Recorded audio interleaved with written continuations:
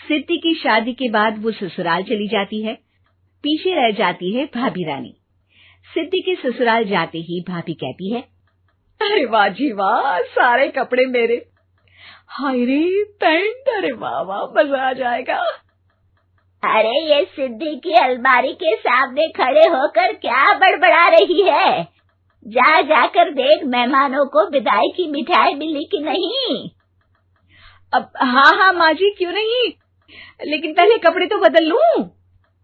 अब रानी आ जाती है सिद्धि के उन कपड़ों में जो वो ससुराल जाने से पहले घर छोड़ जाती है। अरे रानी, कुछ दिन रुक जाती। अरे ये तो सिद्धि बिटिया को मैंने ही दिया था, बड़ा ही फबता था उस पर, तुझ पर तो कुछ खास नहीं लग रहा। अब वो ना मेरे सारे कपड़े गीले थे तो सोचा पहन लूं। वैसे भी सिद्धि को कौन सा भी पुराने आउटडेटेड कपड़ों को पहनना है। वैसे भी ये सूट तो मैंने तभी पहना था, वैसे खास है भी नहीं ये। हाँ ठीक है, लेकिन ना मेरी सिद्धि पर तो जमता था। सारे मेहमान चले जाते हैं और सिद्धि ससुराल से मायके पहली बार आती है। अपना घर, अपना कमरा, अपनी अलमारी। ये बोलकर जैसे ही सिद्धि अलमारी खोलती है तो सामने उसके कपड़ों की जगह कुछ और ही रखा होता है। माँ, ओ माँ, जरा कमरे में तो आना। सास और रानी वहां पहुंच जाते हैं। रानी ने पहनी होती है सिद्धि की जींस और टी शर्ट। अरे भाभी, ये क्या? ये तो मेरी बड़ी ही महंगी टी शर्ट है, इसे आपने घर में क्यों पहनी है?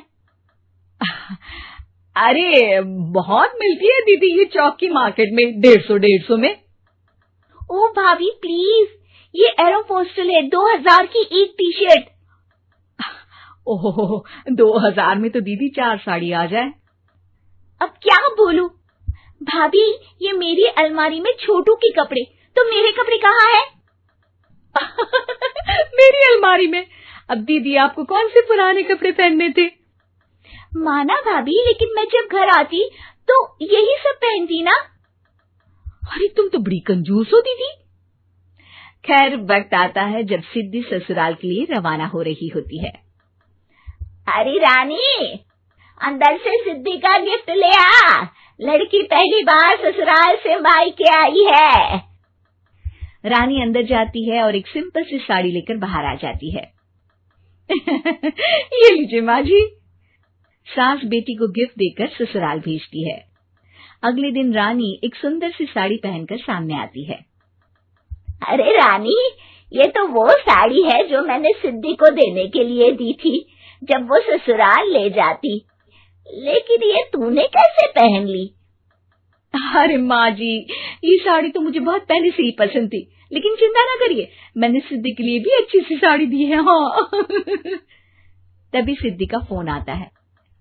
क्या माँ, कुछ अच्छा तो दिया होता ससुराल ले जाने के लिए। अरे पहले दिखा दिया होता। ये चमकते हुए पैकेट में नौकरानी वाली साड़ी मत दिया करो माँ। अरे बेटे, वो तेरी भाभी ने ना गलती से उससे पैकेट बदल गया। हाँ, मैं कल ही तेरे भाई के हाथ से तेरा वाला पैकेट भेज दूंगी। अरे रहने दो माँ, आई एम श्योर भाभी ने अभी वही साड़ी पहनी होगी जो तुमने मेरे लिए रखी थी। तुम तो समझ नहीं पाई उनको।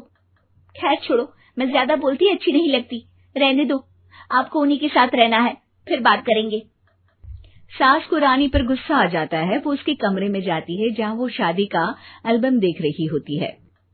रानी, मार्केट जाकर एक ऐसी ही साड़ी लेकर आ, कल प्रतीक जाकर सिद्धि के घर दे आएगा।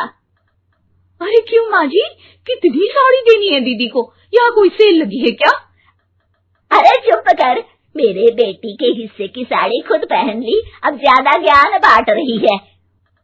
एक दिन सिद्धि का फोन आता है।